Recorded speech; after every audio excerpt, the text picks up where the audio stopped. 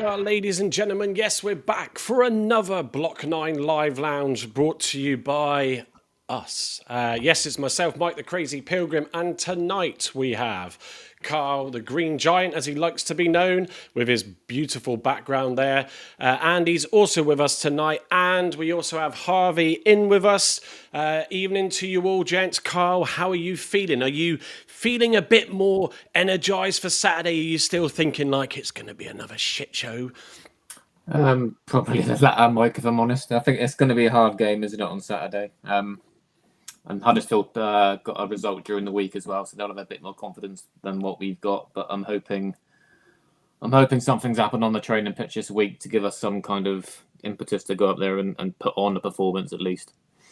Yeah, absolutely. Yeah, Huddersfield did win. I think it was either 3-2 or 3-1 against Mansfield in the EFL Trophy on Tuesday night, which, folks, means I don't know how they lined up their squad, but they're not going to be as fresh as us. Andy, you've had a pretty good day receiving a nice new little iMac that you've managed to repair and you've been allowed to keep. So that's nice. So there's a positive. Guys, we're looking for positives. But anyway, how you doing, mate? I tell you what, I'm actually feeling very positive for Saturday. I'm looking forward to the game. I'm hoping that we're going to go and turn it on. Whereas last week at Wickham, I thought we're not going to get anything here. But this, leading up to this weekend, I think we're going to get something up, Yeah, no, it should should be this. Well, we don't do official Block 9 wine glasses, but I've got my tea. This is apple juice, mate. I'm softer tonight. Harvey, it's good to have you on, and we're sort of giving a bit of a segment to your show tonight. Obviously, Harvey does join us when he can, and he also kindly sends us his post-match thoughts as he's at the ground, which we also shared after that disaster on Wickham on Saturday. But yeah, Harvey, how you doing, mate? Yeah, I'm all good. Thank you for having me on. I've got to quickly give a shout out to Queen and Constitution First, Football Inside. A few of the boys are watching, so hello to them. But yeah, I'm doing okay, thank you.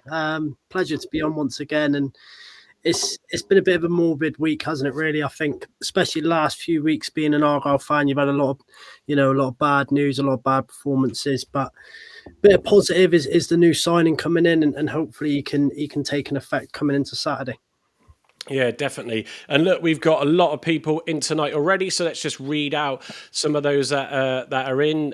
Party Gamer Boy, otherwise known as, I hope I've got this right, is it CJ? Correct. Thank you. Who plays in goal for our team that we sponsor, Tammet and Foley under 15s. Evening, CJ. Stephen Cooper's also in. He says, Mike, evening, Mike, looking forward to tonight.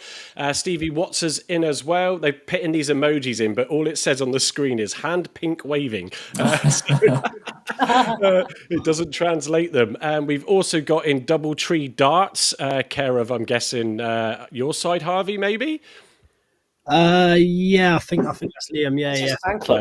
Basically, it's Harvey's fan club. No one else. The GOAT Harvey England. I mean, this is the highlight of his vlogging career, folks. It's coming here. Harry Vanzino. Good evening, Harry. Good to see you back in. Good evening, guys. Hope you are well. Jake Hillman. What do we all think about the rules? I still can't. Joe Rouse. Is it Rouse or Rules? Rules, I think. Rules. We'll come on to that in a minute because obviously we're going to go through that with the Argyle news this week. Also, we got Alex at Argyle, who's also paired on the show as Stevie did as well. So thanks for that. Hi, Harvey, he says. Stephen Cooper, see Hallett been playing penny for a guy. Hope a new player looks to be okay. Looks good. CJ saying Block 9 crew should create a song together. Well, I did change our countdown timer music, which effectively is our podcast start music. Pinky and Perky. On the Spotify or Acast. What was that, Andy? It's like Pinky and Perky singing. It's just nice. Look, I am trying to bring change, which is exactly what we've got to do on Saturday. Andy Prowse is also in the house evening, Andy, and he also says hi to Harvey. GT is in as well, the big thumbs up. And we've got, let me read a few more. Harry Vanzino saying, don't, it's the hope that kills you. Argo 83 evening, he says, crazy thing is, even if we win, we'll still be in the bottom four. God, is it really like that? Yeah, look, let's go. And Bo Sundrup as well, mate. Let's see Bo Sundrup in the house. Yep, and Stevie Vaughan as well, a friend of the pod and our chat group. So good evening to you, Steve. So what have we got for you tonight, folks? Well, We're going to go through some of the Argyle news that's happened this week and touch upon a few things there. Of course, the new signing. And it wouldn't be a live lounge, really, without a couple of slides. Paul Burns' interview as well with the Herald. There's a part that he did with Chris Errington.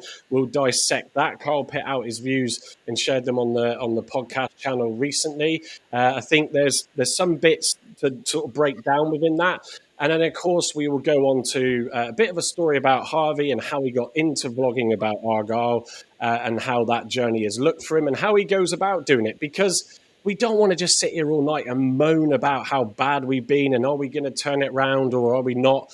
So let's try and leave that till the end. You should always turn a negative with a positive, but we're going to leave that for the end. Where we then preview the Huddersfield game. But it could well be a positive because something's going to change at some point, and let's hope it's on Saturday. So I'm just going to jump to the deck slide. So there we go. So welcome to Argyle. Hang on a minute, that's not Pleggy. I thought That's not Pleggy. I thought it was Pleggy when I first saw it. Oh, the five in the hand. Well, just generally, even behind the hand, it looked like Pleggy, didn't it? All got confused, didn't they? It did get everybody excited in our WhatsApp group. I must admit that post, and I mean, of course, as being a big Pleggy fan, I just need to say, evening if you actually are watching or watching back, Pleggy. We can't wait to see you back. And he could be back with Amiechi sooner than we realise. I reckon December is when that will happen. So that timing could be so pivotal. Anyway, so Tuesday night, was it? We got this announcement that we had signed this player and we're all like, oh, wow, where did that come from? Joe Rules, however you want to pronounce it, joins us. So what does Joe come with? What's his background and all that, if you haven't found out already? I'm sure you have. Anyway, so yes, he's a central midfielder and he's been at Cardiff City for about 14 years. He left the club in the summer, effectively ending his football career to a degree. So we did get him as a free agent. He's signed until January so far. He's been keeping himself fit with a local club, and he did set up an academy, I believe, when he left Cardiff. So this is a player whose shape and form, as David Fox has alluded to, is in a good place. There's no way we'd be taking on a player to then only sort of like potentially start him for the odd game and then he goes in January.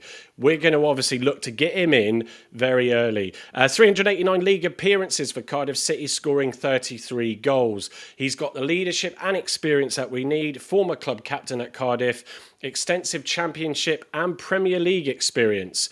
Career milestones was Cardiff Young Player of the Year in 2014. So I'm just going to flick to this next slide. But before I do, let's just go back to the group shot. I'll go with you, Harvey. When you heard about this signing, what was your immediate thoughts and reaction? A relief, really, to be honest with you. I think I'm not the only person, especially in this live stream, that's been crying out for a midfielder that's got a little bit of experience, someone who's going to get in there and know when to shut games up, know when we need a bit more intensity. And I think this signing is going to give us that. I think that it's come at a bit of a bad time with obviously everything that's happening with the club. I think we needed him just that couple of weeks earlier. But hopefully see him get some minutes and hopefully see him help turn this ship around. Yeah, I mean, Andy, we've really struggled, obviously with Joe Edwards falling foul of injury, coming back and then getting a silly red card and then missing 3 more games. We've lacked a clear leader on the pitch to really get the guys together. Joe obviously then picked up another niggle and he does and has seemingly seen off the pace. So we absolutely right now need someone that's got that experience and has got that leadership on the pitch. Yeah, I mean, hopefully he's going to bring something new to the team. He's going to bring some leadership. He's a bit younger than Joe, isn't he? I think Joe's legs are going now, and I don't say hopefully, but I think this is going to be his last season for us. And who knows? Rolls might have a good engine on him, like the pun there. Good engine, Rolls. He's going to be Rolls Royce. He'll be a Rolls Royce. Yeah. He's got a good engine on him, and hopefully he'll have a year or two with us. I hope we sign him. I hope he's good for us, and just that little bit of leadership in the midfield where we're lacking at the minute. There's not been anyone in there since Houghton really to take the ball, take it by the scruff of the neck and drive it forward. Yeah, well, Carl, will he be the Rolls Royce Rafe for Argyle? I think he's He's got, there's a lot of positives to take out of it. And I think the biggest question for me, but it was straight away nullified in Foxy's comment, is that he has been keeping himself in shape. I don't think Argyle would have just taken a punt on, or let's just go for someone because they're a free agent. They're a free agent for a reason. I also know, or from his video, you watched it, that he obviously knew Joe Edwards at Yeovil. So there's part of me that wonders if a little phone call to a mate happened saying, we're in a sticky position, what are you up to, mate? You've been keeping yourself fit, why don't you come down? Yeah, possibly. And I think the club were looking at him for the last couple of weeks, so it hasn't been just out of the blue. There was talks happening, as cleverly confirmed in his interview today. And in Joe Rule's interview, he did mention he spoke to Sean Morrison and Joe Mason, who used to be Argyle players and Cardiff players, and I think after he spoke to them too, I think his mind was made up, especially after speaking to Cleverly as well. I think he enticed him down here. He liked what he heard from him, and like he said, he was waiting for the right club. He probably had offers from lower down, probably Leagues 2 and non-league, but he wanted to hold out for a club that he could still. And he still believes he could play at a decent level, and he still reckons at League One he can still perform at this level. Obviously, he's been training at Aldershot for the last 3 months, so like he said, he's football fit, which is good. So he is raring to go. Yes, he's not match fit, but that will come hopefully. And if he's given 15-20 minutes on Saturday to build him up, leading into the Bristol Rovers game, which I'd imagine he'd probably start in. Is good. My next door neighbour is actually a Cardiff City fan, so I did ask him a few questions this evening, and he basically confirmed what most Cardiff fans have said on X after the post I put out yesterday regarding, he's a good lad, brings bags of experience. Yes, the injury records is very doubtful, which is always going to be the case probably with free agents. They're going to have some problems with injuries, but if we can keep him fit, he's more than capable of being a good player for us at this level. Yeah, someone commented about the injuries on my TikTok post, and that sort of then sent shivers down my spine. But because we've just not been lucky. And also, Mackenzie's picked up a foot injury, which is going to see him out for even. They have no idea. Will we ever get to see that player don a green shirt? It's just not good. Just going through some of the comments, let me just catch up with a few of them. We've got Stephen Cooper saying, "Hi Harvey, I'm back in Cleves till end of January." Alex at Argyle saying, "Like the sound of the new signing, Joe Rules. Just hope he doesn't turn out to be another Forshaw." What's wrong with Adam Forshaw? Everything. Which will be the worst outcome. Harry Vanzino saying, "Rules was the player we should have been signing when we signed McCabe. It was like the end." Harvey's nodding. I can see in the corner of my eye. "It was like needing an apple and Hallett giving us a really good orange. It was great, but not what we needed." Nikki saying, Andy arguing with me. Ads Taylor, evening Ads, good to see you back in. Hope Joe Rules makes a change because our squad needs something new. We've also got Dave Mortimer. Evening, Dave. You can find Dave on Twitter being sarcastic as hell and good banter on there, so go check him out. Did New Keith ever hear back from Simon Hallett? No, he's probably still sending him. He's probably using an AI tool to send him messages every 5 minutes until he gets a response. CJ saying, "Is this slide from PowerPoint?" Which I replied in the chat saying, "I'm a modern guy, man. I use modern AI presentation tools. PowerPoint who?" But yeah, we do. CJ like to do a deck. You've obviously not seen that yet, so you get to see it tonight. Charlie Cottrell, good evening to everybody. Evening to you. Benny Van Life, good evening, mate. Good to see you in. No pressure, but it might be on Joe Rules to save Clev's job. That's a bit of a challenge. I mean, Harvey, to pit that sort of thing on one player is already an ask. But we said this on Saturday night, Harv. I know you were travelling back, but I was watching the pre-match little videos that Argyle pit out, and I do love all the content they do. But what I couldn't stand is players walking in the dressing room, AirPods on, headphones on. You don't see them obviously take it off and know what else goes on there, but walking out on the pitch to inspect with it on. And I'm like, get those things fucking out of your ears and start getting some energy in that dressing room. And I'm hoping Joe Rules will be another one that will get in there and start kicking fucking things around, excuse my French, and just trying to get some energy going again. Yeah, well, I think that it's it's a harsh reality, isn't it, to look at it from that perspective, that this player's come in to make sure the gaffer keeps his job. But I think it has a great element of truth. I think that Cleverley is going to be relying on his experience and his knowledge of the game to try, especially the young midfielders. Obviously, we've got Ibrahim, Boateng, McCabe, and so on and so forth. It's definitely going to be.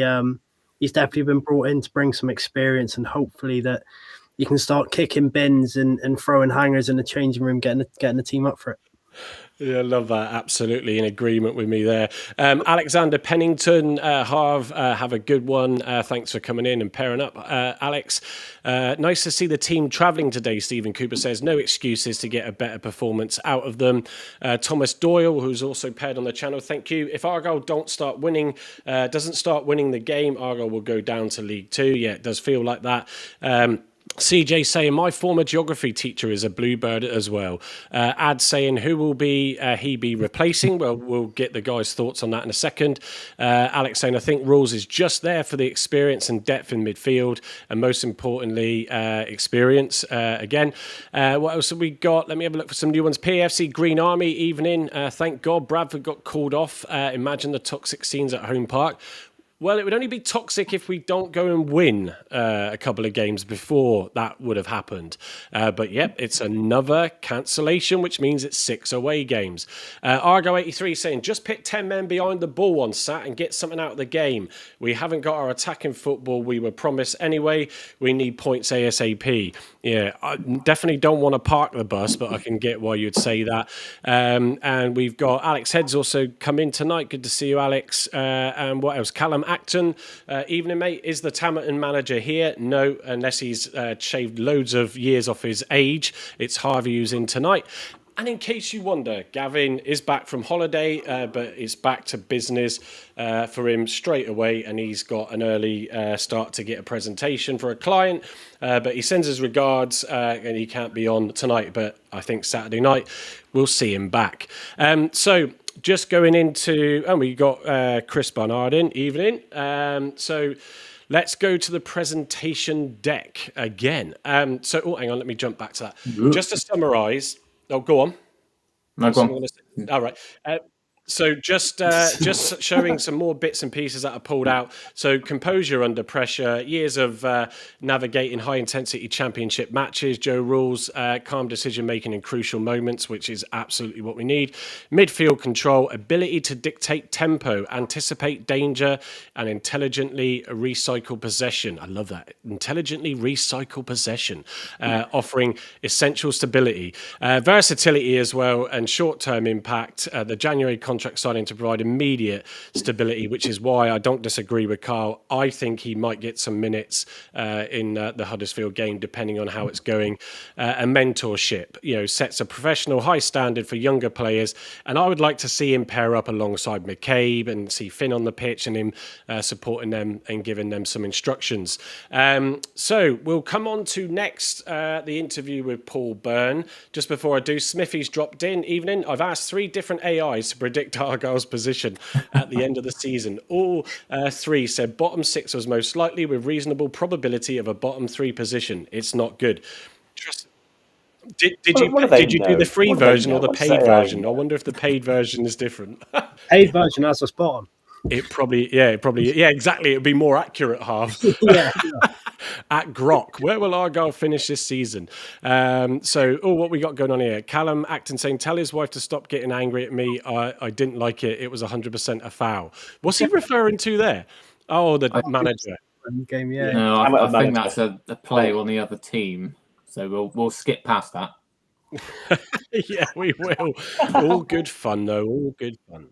The game's done. It's finished. You can't change it. So, Paul Byrne come out with a statement, was it last week now? Obviously back in the manager, and it sort of, surprised people, but I thought it was welcome. It's good for that he at least puts a statement out rather than Andrew Parkinson, who always wanted to hide behind Simon Hallett.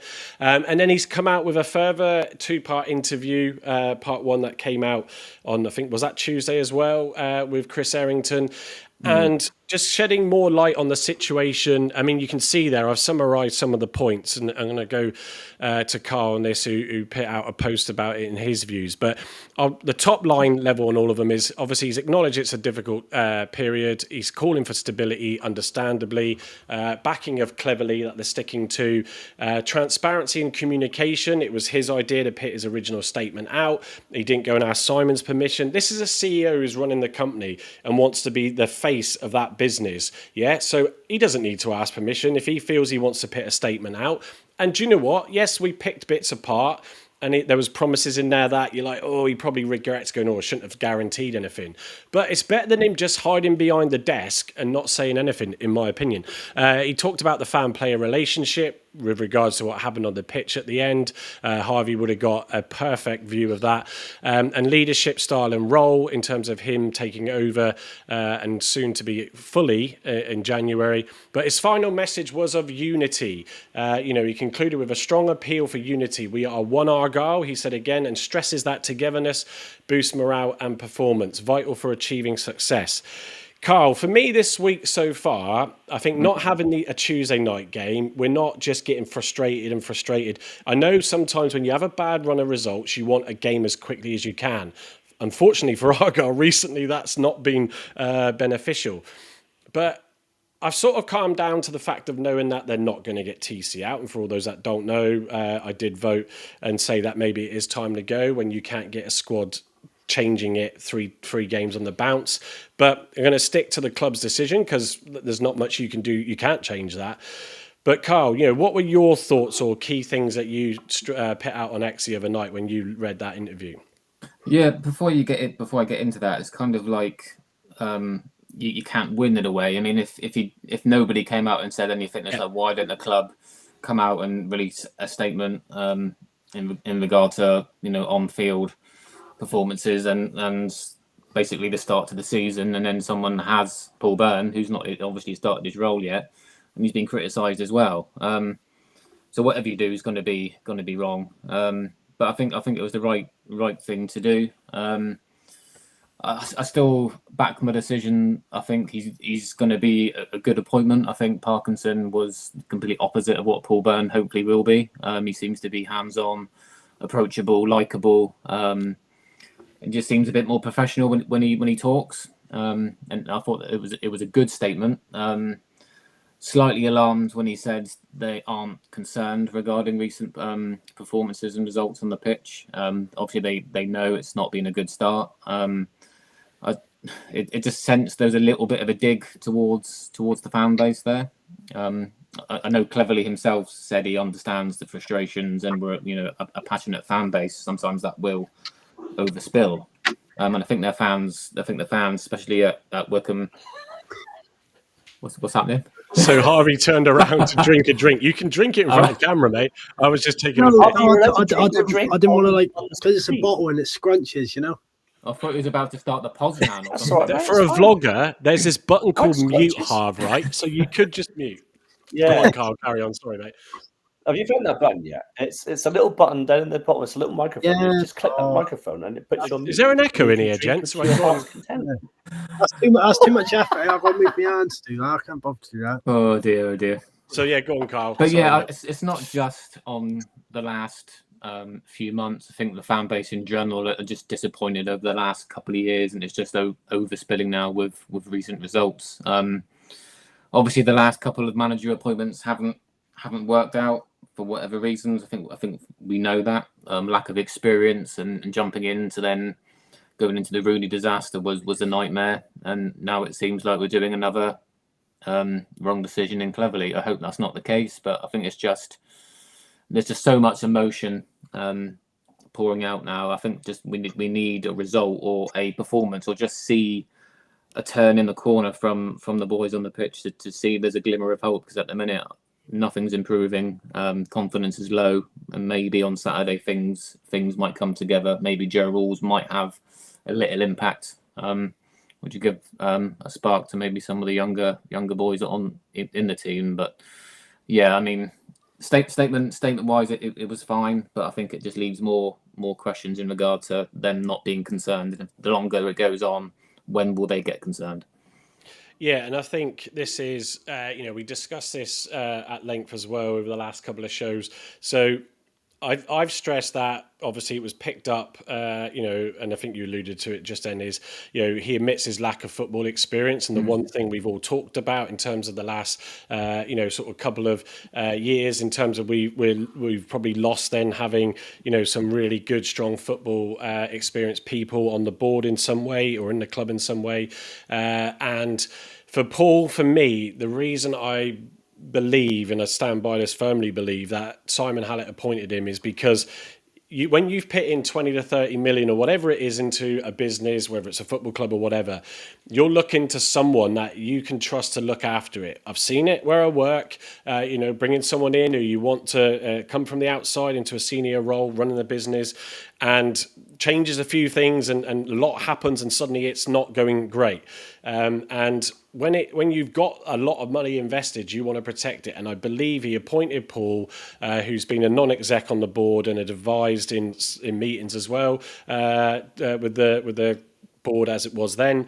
For me, that's like, right, I need someone to come in that I can trust. And then what Paul needs to do is build the club or the structure, around him, and then hopefully bring in some experienced people. So, he appreciates that he doesn't have that knowledge, but he will get that understanding very quickly. And obviously this situation is a big learning curve when he's not really in the role fully, but I bet he's doing a lot of hard work. I would expect he is trying to juggle both jobs. Harvey, sort of, how did you look at that statement? And at least if one thing, he is trying to communicate and doing it more than one statement. He's done this interview. And Paul, if you watch him, would love to get you on and equally have a chat. But yeah, what's your thoughts on it? Yeah, sort of what's already been covered. I think that it's good that he's trying to communicate with the fans. I think certain things he said, which Carl's alluded to with him saying about the form and stuff, it's probably a bit worrying that he's not recognising that we are in a bad run of form. And I think that the most worrying thing about our form is what I've said time and time again on my videos, which you've seen in the post matches, that we was a championship club last season and now it seems as if we're a struggling League One team. But yeah, I think that's the main thing. Me as an Argyle fan, I'm sure many others would be the same, is that I like communication. I like to be in the clear, and which is definitely what we missed with Parkinson and what we slightly missed with Hallett. We've seen a bit more this season with more statements, but there's not much more he can do. Really, he's not a player. I think that although we can blame the board and we can blame the management, but it solely does go down to the players and the 11 plus the 7 subs that are on the bench to get these performances right. Yeah, Harvey, I think, correct me if I'm wrong, you were of the view as well after Saturday that you think a change is needed. Before that, in the video that we shared on the previous one, you were sort of still in the not sure, like a bit like Carl and I really, and Andy. But it was difficult. You were at that game on Saturday, and I said, folks, I didn't want to go too much on negative, but just because you were there and you're here tonight, you said in your video it was the most toxic away end you've probably ever seen since you've been vlogging since 2019, and that can't have been a good feeling. No, it was horrible. It was horrible. It was like I said, it was anxious. It was extremely toxic, especially when you've seen Hazard and Talai come over to the fans and receive that sort of stick. But like I said, I don't know if it was stick or what was going on, what was said, but I think it was very unlike our club. I think, especially from being down from the southwest, we're not a big establishment, are we? We're quite a small seaside type place and should be full of community. And I think from Saturday we've seen the complete opposite of that, and it's certainly something I don't want to get used to. It's stuff that we see online or videos of other teams, London sides and teams up north, Middlesbrough, for example. Not for a side like Argyle now. No, exactly.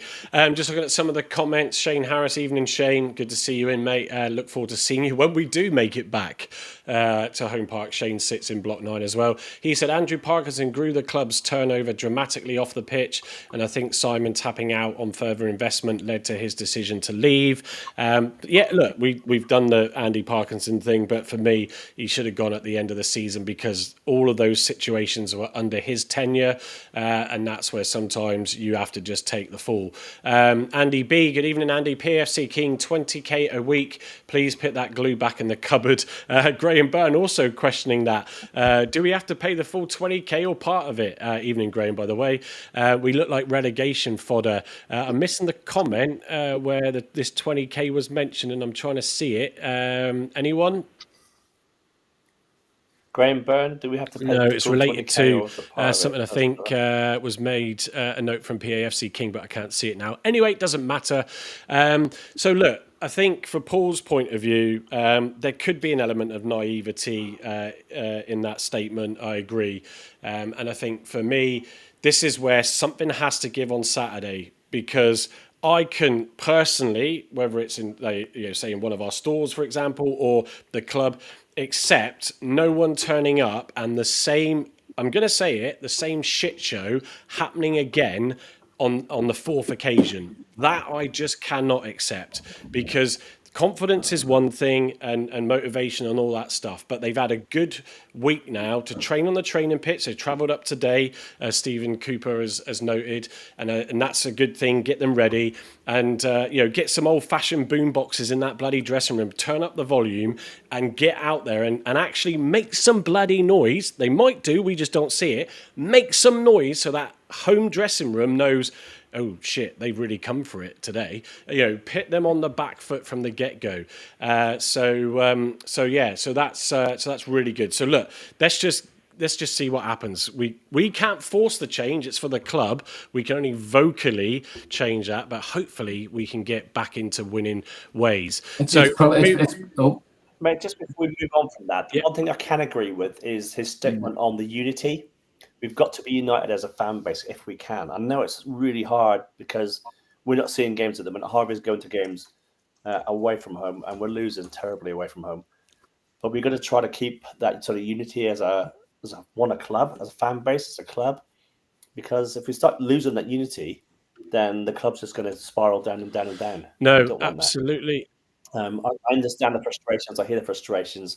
It's generally sort of highlighted by a certain person in high-profile social media, which I'm not going to mention their names, so I don't want to give it any credibility. But, the unity as fans is so important, because when we start splitting, then, you're not I think the main problem is, sorry, Mike, I think the main problem is for away from home is the fans would be on board if, say on Saturday, right, we go there and we lose 3-1. But for that 90 minutes of the game, we give it everything. We attack the defense. We have shots on goal. We defend well. We as a team we're solid, but we just get a bit unfortunate. Maybe the ref's not on our side. The problem that is spiraling with the fans, that half of the fans we've got is in the club is very much win, lose or draw, they'll still clap, and the other half is a bit more harsh, a bit more expecting. If the team isn't playing well, then that causes the divide, I think. Or Harvey, or the lady that actually booed and clapped straight afterwards. Oh, don't start that. Well, she was booing, saying sacked in the morning. Boo! Yeah, and that, I think that's what sums up a big part of our fans. Really, that's what sums it up, which is annoying. Yeah, no, it is. That's for sure.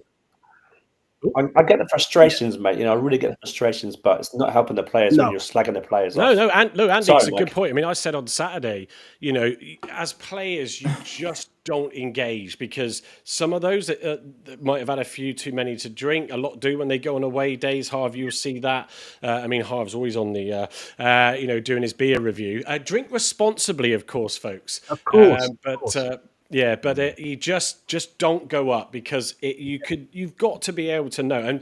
And actually, in fairness to Brendan Wiredu, he went over and pulled the Hazard and Talai No, it was away. Ibrahim. Ibrahim did that. Was it? Yeah. Oh, was it? I thought it, Yeah. because I thought I recognised his fashionable arm No, band. Ibrahim. So if it was whoever it was, if it was Ibrahim, if it was Wiredu, then fair play to him, because just don't get involved. Because do you know what? You've just got to do your talking on the pitch in the next game, and actually don't give that, because Harvey, you were there, but we could tell from the Radio Devon commentary, the away end stuck with them all the way through to that penalty. And considering we were not playing well again from minute one, you can't fault the Green Army for that. Yeah, 100%. And I think that what killed us a bit more during that game was just before the penalty, about five or so minutes beforehand, we were looking better. You know, we come out second half, we come out, we didn't.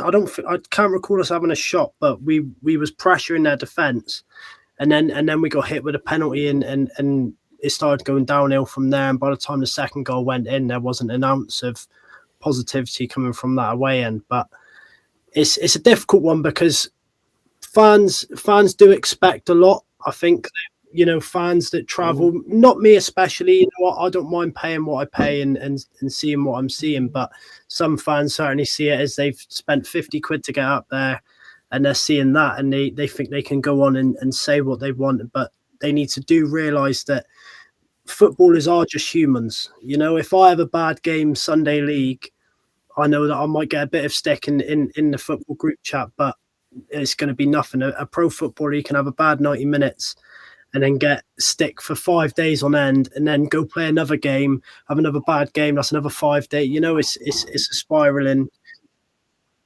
Mentally, you spiral down, you know, and it's not helping the players mentally when they hear you're not fit to wear the shirt. They may not be fit to wear the shirt, but don't air it on social media. Don't air it. Well, you can air it there, obviously, because the platforms these days, Andy, obviously allow for people to do it. Some are worse at it than others, you know, and you just have to. You have to just live with it. That's just the nature of the beast these days, for sure. And CJ, no, it wasn't me who said they should be respected for going over Carl. And don't, if I'm not talking out of turn there, Carl understood and was fine with them going over. But for me, just it's too toxic. Stay out of it. Alex at Argyle, fans are massive in football. I don't mind Argyle losing if we perform. But the FA Cup, probably the best competition ever in England, if not the world, besides the World Cup. And we do that compared to last season is unacceptable in my opinion. Stephen Cooper saying, I'm so glad Alfie May is not playing for Huddersfield yet. We're going to come on to that in the preview later.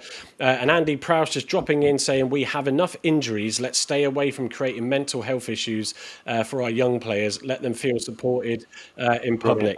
Yeah, that is... We should do as best we can. And like I said, the fans did stick with them for all of the 60 odd minutes or whenever that penalty went in. So moving on quickly, I'm just going to check just a few more comments. But before I do that, actually, because I like to come with surprises, so I have one tonight. Please don't forget to subscribe, give a thumbs up, and obviously press that bell if you're watching on YouTube. If you are watching on X or Facebook, please then go and make sure you follow us. We've got a good number of you in tonight, so thank you for joining. But yeah, thought I'd come with the new graphics tonight. The next step then in the presentation deck, turning all this negative with positives. So obviously Harvey's done a couple of shows with us on the Block 9 this season. We get the videos from him at the end of each game, which is great to put up to give you the raw fan emotion after a match. Please give us a positive one on Saturday. And so I said to him, look, we didn't want to talk too negative tonight. And I think we've been fairly good up to that point. You can't avoid the situation. But I said, let's go and talk about your journey. But Andy, there's a connection that goes back a bit. I mean, Harvey is young, but yeah, come on. What's the link between the two of you? Do you know, I taught him all he knows about vlogging and stuff like that, you know. I taught him all he knows about reading and writing. This young man, right? I was Harvey's TA back in the day when TAs were good. But Harvey, so Harvey went to obviously the same school as I did. Really good lad. We've got a lot of time for Harvey. So really glad to have him as part of the Block 9 as well, because he's a top bloke, and he's going to go far. Harvey, yeah, do they still have the inkwells and quills when Andy Yeah, It was Inkwells and quills, that's mate, why I yeah. struggled to write, because Andy was getting these quills out. I couldn't be I know, they're terrible. Yeah. Ink everywhere. So Harvey, look, there's a montage that I put together from stuff you sent me of some of your journey. Obviously, there's tons and tons more. But yeah, Harvey's got his YouTube channel. You can look it up if you don't already. So please go and do that subscribe thing that I showed you just now. Harvey England, is it just Harvey England, or Harvey England YT is your X account, isn't it? Just Harvey England on YouTube. So look for that. It is good content, guys. Yeah, so Go and Harvey subscribe to it. does sort of 10 to 12 minute wrap ups. I'll get him to take you through it, because that's what tonight's about. But I did pull a couple of slides together. So so your journey, Harvey, started in, as you said to me, May 2019. The channel kicked off with Plymouth Argyle versus Scunthorpe United. That's what it's picked up anyway, marking the beginning of a dedicated fans' visual diary. So tell us what got you into the idea. Obviously, you went to a few games beforehand, but then what got you thinking, do you know what? Why don't I vlog about this rubbish? That would be a good idea, wouldn't it? Yeah. So I was always that kid in school, you know, how you get it, people in school that do their own YouTube channels and stuff. And I've done it for years on end, on and off, doing whatever videos, you know, like days in the life. And I've done a few Argyle vlogs previously. And I used to sit in the Lyndhurst end with me and my dad, and we used to sit quite close to the front, and around us was a lot of disabled people. I think it's fair to say that a lot of people that had challenges. You know, there was a lady that sat by me, and she always stands out because she used to go with her best friend, and she couldn't really see. And you know, seeing people like that every week, and seeing people be there for a couple of weeks and then not for a few weeks, and then when you see them again, you say, I didn't have the money, I couldn't go, or it's not accessible, and stuff like that. So it was sort of an eye-opener, and I thought, sort of decided one day, you know what, YouTube's a free platform. If I can give my own fan experience from it's a free service for anyone that can't go to the games. That it's not going to be bang on, it's not going to be the exact same, it's going to be as close to, and that's what I try keep it at, you know, a good fan experience. Yeah, it's well, as we've learned, we were talking this week, it's like 18 months or so, Carl, Andy, isn't it, since we started this journey. Never thought in a million years, I've said it before for those that join us regularly, myself, Carl, Andy, and Gavin, even when he's on, would ever think that we would have an Argyle podcast and do live streaming and all this jazz. You know, it takes a lot to get the shows ready and going, and I thank the patience of my family for that, because what you see here and what's put together still takes me a couple of hours to do, and the guys help as well where they can. So we want to bring you our story. And Harvey, for you, sort of getting ready and getting set up, just take us through now that journey of, because you do a bit recording before you leave the house, on the road, and obviously post-match thoughts, and then the end. So yeah, give us a rundown of that. Yeah, so I like to be very organised, and I like to have routine. So before every game, if anyone's watched my vlogs, you'd recognise I do the same things before every game, and it all comes from this magic book where I write down. Hang on, let's Andy, can you score this writing, please? Oh, well, it's much improved from the It's back to front though. Oh, that's the camera. Yeah. So I always do like the previous encounters, the league standings of that game, and then just a brief summary of any news that's happened in that week. And I feel like that gives a nice insight in before the game. I know that most people don't really want to hear it, but it gives a little bit of an introduction sort of towards the game. And then it's a bit different for home and away. For home, I'll be straight at the ground. Often I'll have a pint with my dad in the concourse, but if I'm away, I'll do a beer review and get to the game and watch it unfold. Yeah, it's to say, I mean, folks, it's all individual clips. What Harvey does do as well is he films little segment. I don't know. Do you just leave the camera running, Harv, or do you see a bit of build up and you go, right, I'll go straight to record? Because I've always played football, in the back of my head, I can sort of understand when there's something gonna happen. So I've always got my phone and my trusty tripod by my side. And as soon as I see something, I'm up ready for it. So, but yeah, it's not very often I miss anything, but there is odd occasions. Yeah, maybe we should throw you in the dugout. What do you actually use, Harvey? Your phone, or have you got like a separate video? No, yeah, I use my phone. Before it was obviously stolen, I had the 16 Pro Max, so the quality of it was just as good as a camera. So, yeah. Have you ever had any incidences when it's failed to record, or you've like missed something out of the edit or something's gone wrong and you've like lost all the footage or something? Has that ever happened? I've never lost all the footage, but I have had instances where like it's come up like low power, and I've like clicked. Oh god, yeah. Sheffield United last year, with a Kiefer Moore penalty, it said low power as I went to record. And by the time I started recording, the penalty was already in. I was like, it can't be helped. It's a very good occasion it happens. Harvey, have you got one of those charging blocks? Absolutely, Andy. Yeah, absolutely. Yeah. Yeah, I always carry one with me. Yeah. It's so when he takes all those clips, folks, and I've started to, over the last sort of 12, 18 months, learn to edit stuff. You've got to stitch it all together, and so you've got to take the clips, get rid of the wheat from the chaff, and all that sort of stuff, and then put it together. And then when you get back, Harvey, you obviously record a piece and at your desk to sort of close out, don't you? Well, not anymore. Normally, I'll just do it in the ground now because I like to get it out as soon as possible. I like to preferably get it out before the actual team's highlights. Their little like official highlights video, because I see it often hits a lot more people. A lot more people often watch, but yeah, it's very hit and miss. Sometimes I'll be getting it out half-hour rapid. Sometimes it takes a bit longer. Yeah, but it's there's all those moments where everybody now, doesn't it? If there's a penalty going, you all go get ready with your phone, and Carl's trying to show off his new grit. Look how big my zoom is; it goes all the way in. What phone are you rocking now? Since you had that I've got my girlfriend's old phone at the moment. Picture of her there. Shout out. Yeah, I've got her old one at the moment, and I was meant to have one delivered yesterday. So anyone working at Royal Mail, got blood on your hands. Where's my phone?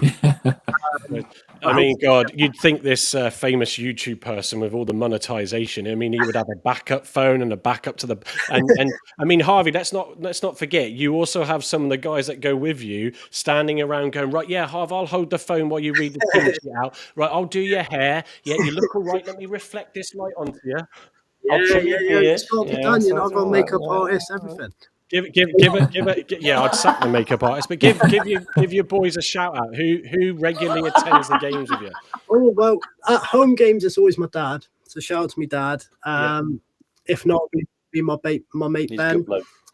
For away, obviously the old Argyle Way boys. We used to do a podcast back a couple of seasons now. Obviously, you got the Cornish Janner, you got Harv, and you got Liam. They always help me out, but often or not now, that because when you go away every week, you see the same people, you see the same faces. Often now, if I'm not with any of them, I'll be with someone, and someone will hold the phone for me. So yeah. Without them, they all help stitch up my vlogs. They all help, put in little segments which ultimately help me. See, it's all coming out now, folks. I'm just the face in front of the camera, folks. Yeah, These are the boys that are doing all the hard work. But no, it's good because to get the content out, it is not an easy job to do all this. We've started to try and want to grow more of our YouTube. Carl put a post out saying, obviously on X and that, if you don't already, please go and follow. We're trying to grow that. We're aiming to get more shorts out. We've got Finley, who runs the PAFC News Hub account on X and TikTok, and and all the other channels. Young 16-year-old aspiring, might be even 17 now, aspiring sports journalist, a bit like Herbie, who you've seen saw on last Thursday.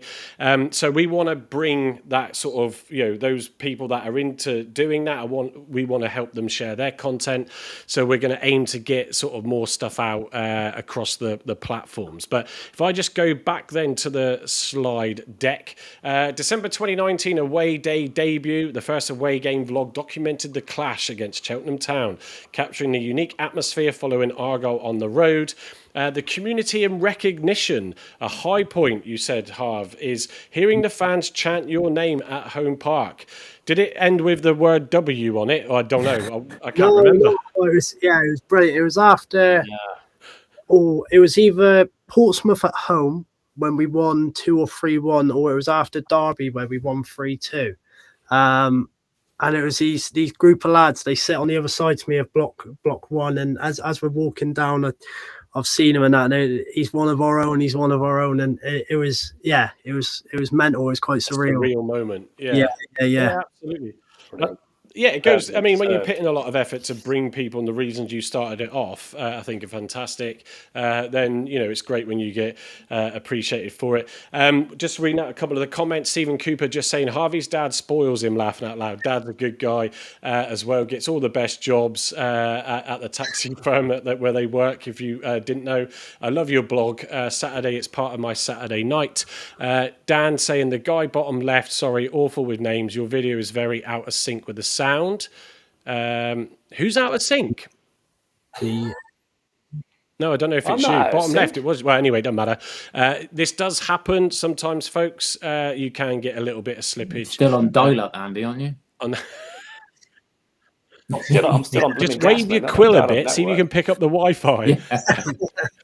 Alex at Argyle saying, I think that as well, Harvey. When I think there's a chance about to be created, I press record immediately. And also, let me just scroll down a bit to it. We had Ferris, FS Vlogs, evening mate. Hiya, Harv, love the blogs. Shame about the performance at the moment. I'm a season ticket holder in the Devonport end. Do you think Cleverly can change this round before he's asked to leave? I'll come to that in a second. And Double Tree Dart saying, well, it does take him about 10 tries for an intro. Yeah, that's Liam. Yeah, we've all been there. We've all been there. Even Carl and Andy when they've done some TikTok videos as well. So all good fun. Let's just answer that question from Ferris. Then I said earlier you were of the out camp. We're obviously going to have to stick with him a bit more. But after Saturday, there's no arguments, and if there isn't an improvement, regardless of the result, there has to be a change, doesn't there? Yeah, I think it's a tough one because I was very much like this with Foster. Although that I can, in the back of my mind, I can think I don't want someone to be at the football club. I also, as a fan, I don't want to cause bad atmosphere. I think that I am swaying towards more Cleverly out, but that isn't going to stop me going to every game, supporting him, cheering him, and supporting the team. I think that's the most important thing. And in all fairness, although I do think Cleverly out, I do also want the team to succeed. I want Cleverly to prove me wrong, and for me to think back on myself and be like, what a donut. Why did I want him out and such? But I think if we do lose Saturday and there is no improvement, I think that he's got to go for the sake of the season. Yeah, exactly. It's a tough one. It is a tough one. Right, let me go back to the timeline. So, unforgettable matches. Key memories include celebrating the league win at Port Vale away, the electric atmosphere against Liverpool at home, and the final game of the season against Hull City. Yeah, I think there's three magical days for Argyle fans, and I think the Port Vale one edges it over everything. Seeing my team win the league, and that was just magical. That was incredible. Liverpool as well. I think what the best moment about that whole game was the Connor Hazard save in the last minute, where I think that's when only then I started believing that we was actually going to win the tie. And a funny story of Hull City is because that was the last game of the season, I didn't actually sleep the night before. I was full of nerves. I couldn't sleep. I was sweating all game. Remember that? And having that relief, that at full time, when we knew we stayed up, was incredible. Yeah, it's I had a very good memory additionally of that Liverpool game because I put a random bet on, bet responsibly, of course, if you do, and I rarely, literally ever bet, and then came away with a few £100, but I literally cashed out as that free kick was given, and obviously, yeah, he did pull off a blinder of a save to tip it over the bar. Doubletree Darts saying, if Cleverley goes, who on earth do we bring in to replace him? And that is another issue which we discussed last week. It's not just as simple as get rid of him, yeah, and who do we then bring in? Because it could be a worse situation, but it doesn't mean to say that it wouldn't work either. But God, I hope we turn it around, like I said at the end of Saturday's show, because we don't need more disruption, and we want to just get on and rebuild. Holly Foster, get on, Harv, with a hand purple blue piece, which doesn't turn into an emoji again. So Harv waving back. So to further add on to Harvey's vlogging journey, high lows and milestones, overcoming challenges on this one, facing verbal abuse at Ipswich away. Well, actually, my dad's down here for the weekend from London, and he's a massive Ipswich fan, so hopefully it wasn't him. An incident with pennies at West Brom, and struggling with motivation during the lockdown period. Yeah, go on, break those down for us, Harv. Yeah, obviously, I think vlogging now in general, I think it does come with a lot of pros and cons, and the cons being that you are judged as a person of the content you make, not the person that you are.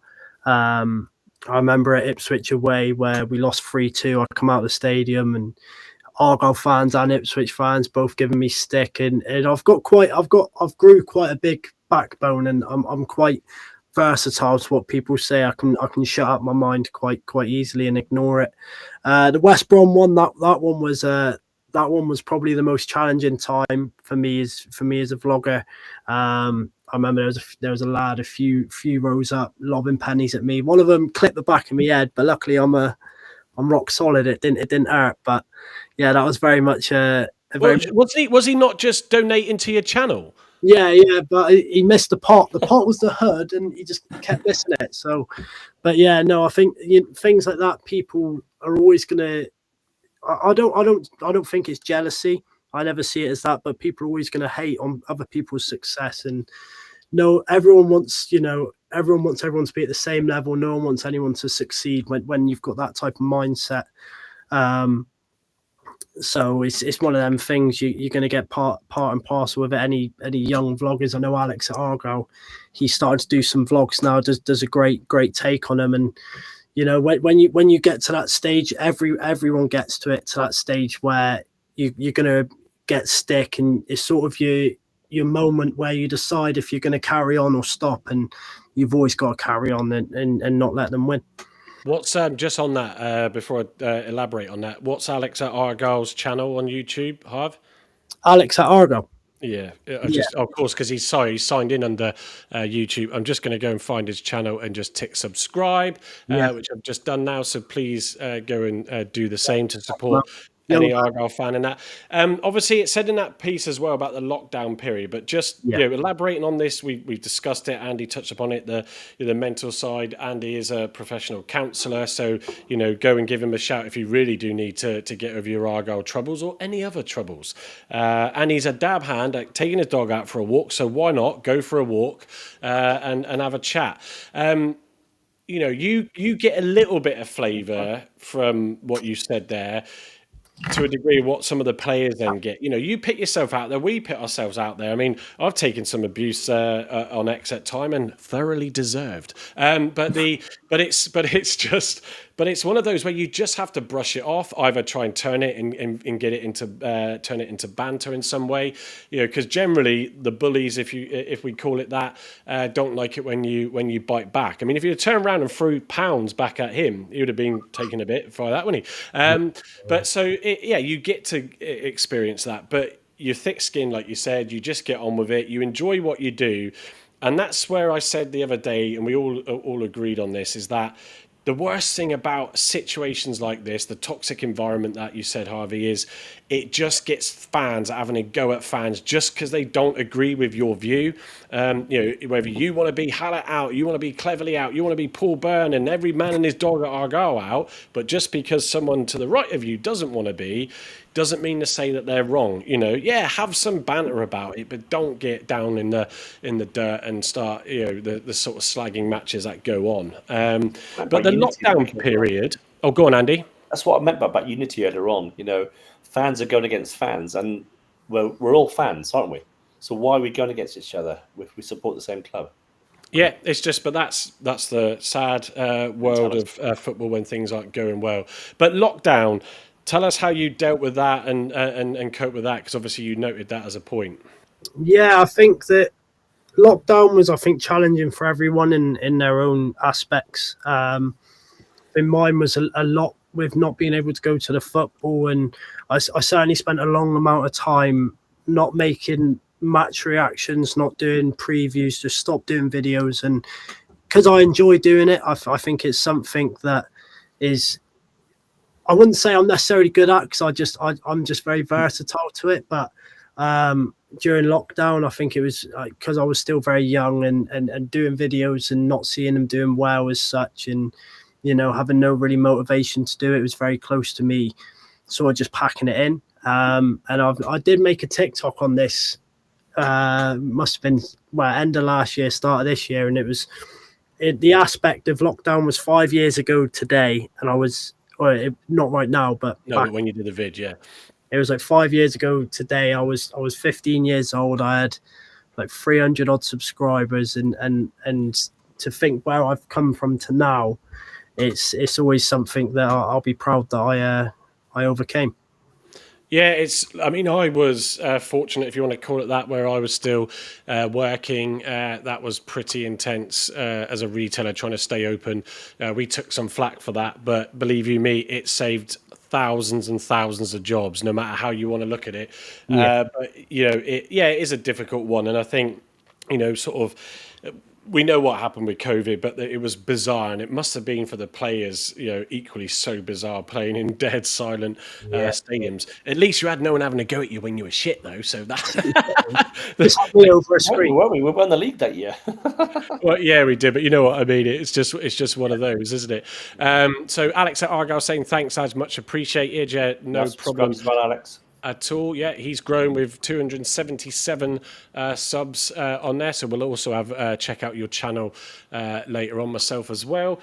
Stephen Cooper, my best memory of Argyle was the win at home to win the league against QPR. That, to be fair, I said to the guys before, my memory on games is rubbish, but when someone rekindles them, I was there for that one, and no seasons really with Sturrock when we got up and that as well, and that was fantastic. Oh. Dan saying Portsmouth home on win playoffs. Were you there for that, Harv? I'm guessing so. Peter Hartley. Oh yeah. Sorry. Yeah. That's all right. Don't worry. I mean, we don't pay him either, guys, so don't worry about it. Ollie Foster. Oh, we've already read that one out. Just throw him a few pennies. Yeah. Start editing them back. add some to the kitty. So, tough moments on the pitch, experiencing relegation to League Two during the first ever video. Oh, God, right, okay. And disappointing away losses against Exeter and Norwich. I mean, you've talked about the emotions, but yeah, winning leagues, which you've sort of seen more of than the trials and tribulations, I suppose. Hopefully, Harv, we don't get a knockdown to League Two this season. Hopefully. The Grand Tour. So, guys, I did ask Harvey how many miles does he think he's racked up? How many grounds has he been to in his time since blogging since 2019? A cumulative journey of 20 to 25,000 miles, although his car insurance doesn't say that. It's 6,000 a year. Travelled visiting 45 different grounds to support the Greens. Only and the final point, Harv. Well, yeah, but a lot of them grounds I've went to 2, 3, 4, 5. Yeah, you have, yeah. Times. Do you have a map in your room there where you like pin all the places you've been to? But I should get one. I did used to have a good mate of mine, Joe Benwell, for my birthday, bought us one of them these maps, and you scratch them off as you go to the grounds. Oh yeah. But I've lost it. Well, you could do the modern day equivalent, Harv, and just do a Google Maps and then pick a Harvey YouTube map setting, and then you can use it on your channel and go, right, new club this season, folks, because when we go down, you might get to see some more. We're not going to go down. There's still a few teams in this league I haven't been to, and I don't want to think about it, but if we do go down, there is certainly a lot more teams that I haven't quite been to. But quick question, Harv, right? Quick question. What's the furthest trip you've ever done with Argyle? Yeah, great question. Oh, it's Sunderland or Middlesbrough, whichever one the longer one of that is, and that was a killer. I'd done it one year on the coach, and that broke me. That absolutely killed me. And I'd done 1 year. I'd done it with a few mates, and we went up on. Well, we planned to go up by train. All the trains got cancelled, so we went on coaches instead. So, yeah. I've done Carlisle and Hartlepool. Carlisle back there and back in the day. Hartlepool there and back in the day. Oh man. Yeah, well, I know what it's like. Those days are over though. Yeah, my furthest equally, which I'll never forget, was going Norwich on the coach, and especially because I'm about 6 foot, so and like it was tight on those seats. Yeah, and but do you know what? It's the people on the coach, and obviously even though we lost, I think it was a 1-0 defeat that game way back in the last championship. You know, it was still made up by the guys on the bus, and we had a character on the buses called Noddy, and a lot of Argyle fans remember Noddy. Always first off the bus to get his breakfast, always last one back on the bus. We had to get going again. But what a character!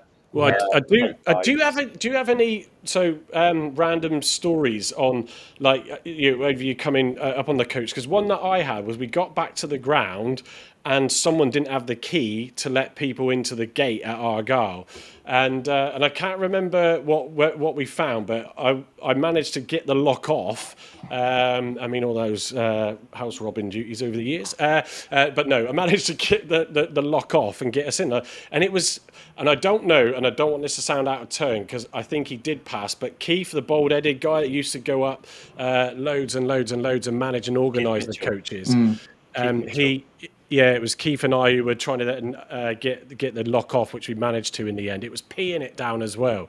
But that is what it's like being an Argyle fan. I was on the bus that broke down on the way to Wembley as well for AFC. I remember you saying the only bus that broke down.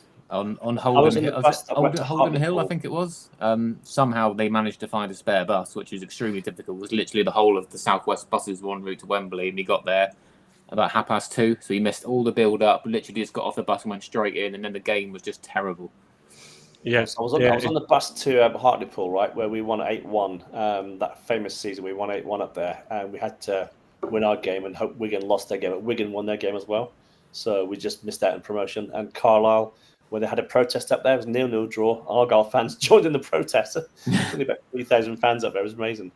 It mustn't be too bad now, Andy, with your bus pass, yeah? Oh, yeah, it's not bad now, yeah. It's good. And get the Bristol Temple meet, you sod. So the final point and the biggest one, the biggest highlight of Harvey's career, really isn't, is being asked to get involved with the Block 9 podcast.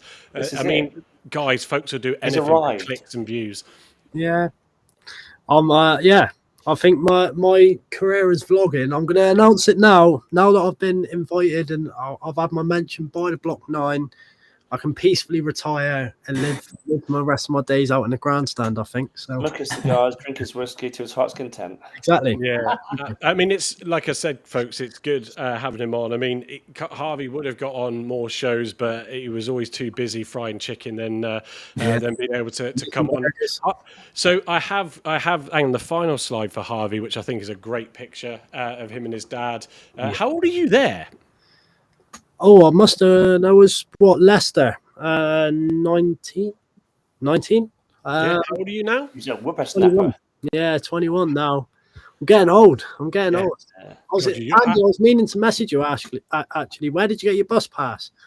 I got it. Hey. None of that, Harry. Right? Don't steal my jokes, all right? Just because you're more famous than me on YouTube. This the grumpy loyal. So what's next for Harvey? The slide says for those that are listening post. So obviously you've got a new career. Hang on, Andy. You've got a new career, Harv, haven't you? So what is it you've gone into recently?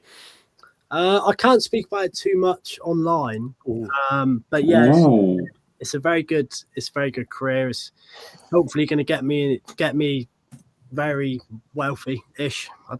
I don't know. No, it's something this a lifelong career that I'm very happy to be involved with, and I think my main next steps is just to solidate everything that I'm doing. I think that I've grew something really well with my YouTube, and I think that it's something.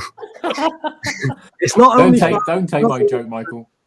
No, yeah, it's something. With my channel, it's something I just want to keep growing, keep doing what I can do, and keep putting videos out. Mainly for the reason I started, so that we can get a wider range of Argyle fans and fans that aren't fortunate enough to be in my position and be able to go can have a good view of the game. That's about it. Really, I'm happy. I'm living my life. Is that different to, because I was referring more to a other job change, but did that happen or not? He's looking at me confused, so I'm going to put it in the chat, private chat. Yeah, that's what I'm going to keep doing. I'm going to keep taking me grandma shopping on a Tuesday. That's what I'm going to keep doing. Shopping with now. No. That one, the one that you've messaged me about. Yeah. That's the career I've gone into. Okay, well, I'm not, folks. I'm like this. Why is it so top secret? Yeah, no, I didn't think it had to be too secretive really until my first day, and they said that you shouldn't be mentioning it. I was like, we want to keep him in this job, but I mean, if they've done a background check, I mean, did they just look at your YouTube channel? I know. Won't mention it. Getting sacked in the morning. You can't be saying that, Harv. Well, if Tom Cleverley can keep his job, I can keep mine. How about that? That's what I've said to Chris Dawson for years. Anyway, so Alex at Argyle say, my channel would originally be called Alex's Argyle Analysis, and I thought that's too much because I was going to do analytics, but if I'm vlogging, what is the point? So I changed it to Alex at Argyle. He does say he is a young lad. Alex, let us know how old you are in the chat, unless you know, Harv, but he says, sometimes I can be quite aggressive on my channel if players are not putting enough good performances in constantly. That's why I get angry. Hey, we all get angry. As long as the only thing I would say, Alex, is still keep it respectful. But actually, do you know what? You're going to give your view, and if you're more angry about the performances, then you tell everybody. And when you see Harvey, you go up and tell him what you think about what's going out on there. That's the main thing. That's something that I especially learned doing YouTube. Is that it's all a learning curve. I think that if anyone's watched 14. Me from in 2019 till I started until now, I think the main change you'd see is just my maturity. And I think that's the main thing. You do certain things on YouTube and you see the reactions from people and you sort of get to know on your own feet. And everyone makes mistakes. I've put certain videos out. I've said wrong things. I've done wrong things on YouTube, and ultimately it's led me to who I am today. Yeah, I think that's it. And do you know what? There's certain people that are old that don't mature even. Not pointing at anyone, Andy. Slippery slope, Harv. You get your hair and your stuff out there on YouTube, mate, and it's a slippery slope. Yeah, exactly. Alex has said he's 14. My son is heavily into sort of like all the YouTube stuff, and I know you shouldn't have a channel until you're at least 13. But he sort of would pit stuff out on aviation. Now it used to be games, and he built up like 3,500 followers or subscribers in about 6 months, but couldn't monetize off it, which was annoying. But it's what kids seem to love to do. So Alex, just go with what you think's right. Go with your own style. Don't listen to it or take advice constructively. But yeah, just keep doing what you're doing. So, is there anything more we need to know about Harvey that we don't already know? I should have spoken to your girlfriend on the side to get the dirt Yeah, on we you. should have. Yeah. Well, I sleep all the time. If you see me on the coach, you'll know that I'm asleep.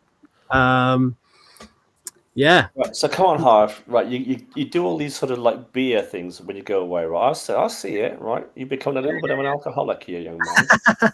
Right. So what's your You can't favorite blame beer him at the that you minute. when you'll travel, and what's your favorite pie? Ooh, Not from pie. favorite pie.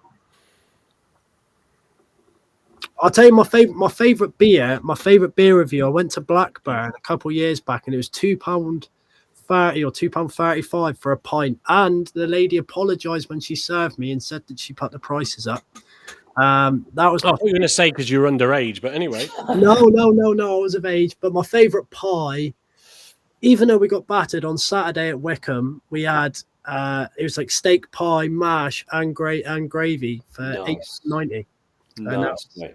Nice. Yeah, nice hot pie. Everything's cheaper, well, up past here and up past London. Yeah. But yeah, my favourite beer is Cruz Campo. Cruz Campo is my favourite. I don't mind the Stella, even though it's got a bad name. And I don't like I don't mind a Madry. Sorry, like a Madry. Madry's all right. Yeah. Yeah, Madry's a nice one. Yeah. Excellent. So it's time to move on to the next segment, which is actually the preview to Huddersfield, starting with Mr. Cleverley's press conference. So I've taken the quotes off the Argyle feed on X. So thanks, Argyle, for sharing those every time. I haven't seen the press conference, so I don't know if the guys have, but I'll come to them in a second. So what does Tom say in the build-up to Huddersfield? And yes, I do think it's a critical game. But while we've got now another 3 away games, including that one with Bradford being postponed, I think he's going to get all those before, unless it really goes bad tomorrow. So anyway, on Joe Rule's impact, he says, cleverly highlights Rule's experience, fundamental skills and quality as a vital additions. His left-footed presence and set-piece ability address key team needs. Actually, the set-piece side of it is something that we've needed recently. Rule's fitness and future. Having trained with Aldershot, Rules has a solid fitness base. He's a potential starter for... Well, I didn't know this even when I was preparing it because I was getting it done quickly. Potential starter for Saturday with careful monitoring. A strong performance could lead to a contract extension. On the Huddersfield challenge, he says he's anticipating an intense match against a quality Huddersfield side. Cleverly notes both teams share struggles with confidence, injuries and form. Yet Huddersfield have gone with 3 losses and a draw in their last 4 games.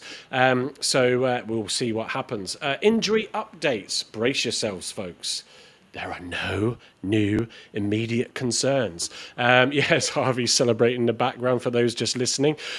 Joe Edwards and Eamon Benarous are nearing a return in weeks. Xavier Amiechi could be back in a green shirt within 4 weeks. Also, I believe so could Pleggy. And Caleb Watts is still out to the new year. I know some asked about Caleb Watts earlier, but until he can come back, will our season be over and out by then? Addressing the inconsistencies, Cleverly said he admits the results have not been good enough. But citing a disastrous October and also start to November, we'll just add, after a fantastic September, he emphasises the need to rally the squad to prevent further decline. So obviously, Carl, did you watch the full presser out of interest? Indeed I did, yeah. Yeah, so what? Obviously, I take those quotes, and then the tool I use to present the decks summarises it for me to fit them onto a slide. But I said to you guys in the WhatsApp group that I felt that he might decide, because of his statement after the game on Saturday about just not having enough good quality and players getting comfortable. I thought, is he going to take a punt and start Rules on Saturday? He wouldn't last the 90 minutes, I'd be surprised. But when we need to start the game well, there's no good if he comes on in the last 10, 15 minutes when we're down and out, or if we would be. But could he start, Carl? I mean, what did he allude to really in that interview? He didn't say he's going to start. That's one thing he didn't say. He said he will be given every opportunity to be in the squad, and probably he'll get 15 to 20 minutes at the end with a view to starting against Bristol Rovers, what I said earlier on when we started the pod. I doubt he'll be starting. I mean, you're not going to start with him and then take him off in 20 minutes. I don't think that's going to happen.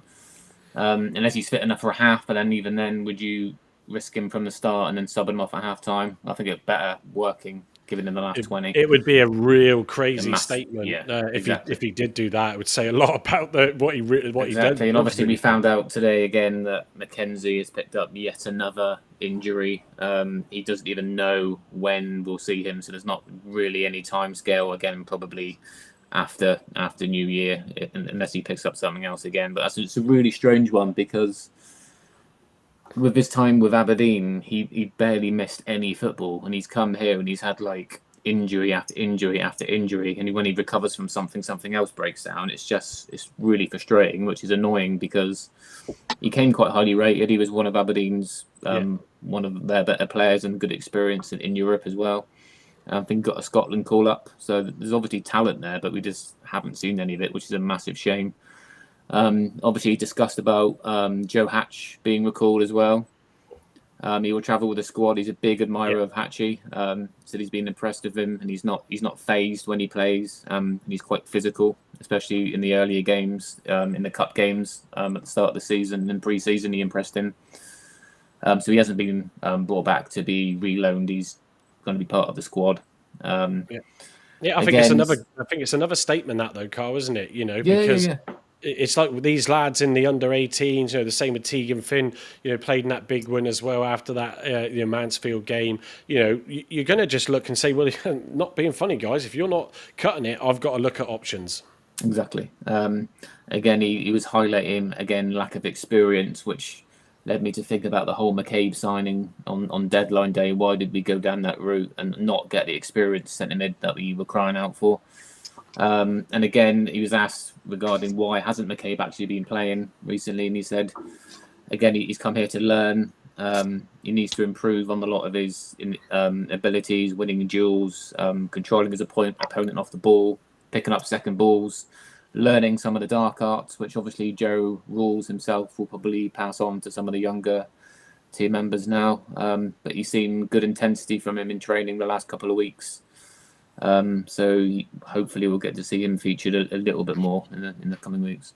Just on McCabe, and I'll get the other guys' thoughts on this. I've said it before on the show. You don't get to be involved in the England 21 squad. I know you agree with that, but you don't get to be involved in those. If you're very rough around the edges. There's part of me, I know a few of us said that, that was cleverly signing, so he contradicted himself. I don't know 100% unless I've missed something, so correct me if I'm wrong, but if we know that it was definitely a signing, was it a bit of someone's become available, Middlesbrough want to loan a lad out and we can take him? Part of me then thinks, is that cleverly because it's just like, well, that's not who I wanted, so he's just not started him. If he's got that, same with Tegan Finn. We see Tegan Finn come on, say it a lot, he's got the no fear attitude is the word I'm looking for. I nearly said no care attitude, so let me correct that. But he's got that no fear about him. A lot of the youngsters do. But yet he's not getting minutes. And he comes on in bloody games, and when we then end up going behind, you cannot get him to make a big impact if the other players' heads are already gone. So for me, we'll come on to the lineups in a minute, but I want to see him start. Yeah. And at the end of the day, he's got that quality. He should, we're lacking quality, yet we've got this England talent, and then we're not using him. So I'm going to disagree with Tom, but then respectfully, I'm not there on the trading pitch, so I get that. But when you've had players like that on the bench that you think could change a game, and you don't use it, and you consistently select and not a great squad overall, when you've had the opportunity to use them when it's been going wrong, I think he's made a mistake. So I think in isolation as a signing, he'll probably be decent. Like you say, coming from Middlesbrough, highly rated in the England setup at an early age. I think just that the timing of the signing was strange. Like, we were just crying out for that old-headed, experienced player, and we ended up getting someone that's hardly played any EFL games. About 7, didn't he? Seven professional. That's what you were holding up, right? It's not a lot. And obviously maybe that's why he was struggling in some games he was playing in, and Tom cleverly kind of pulled him out of the limelight to work on some things in training, which I guess is what's happened with his reference today and his comments. Yeah, I didn't know he'd only played 7 games, so that's a fair shout. But it reminds me a little bit, Mike, of Alfie Devine. And do you remember we bought a Devine in, didn't we? And Phillips in the same season, didn't we? It reminds me very much of those 2 young players. They came in a bit raw, had a go, took a long while to get into it. And I don't think Devine really did very well for us. I think Phillips did. But Devine was we played Devine out of position, didn't we? And we played him in his correct position on the final game of that season. He was absolutely quality.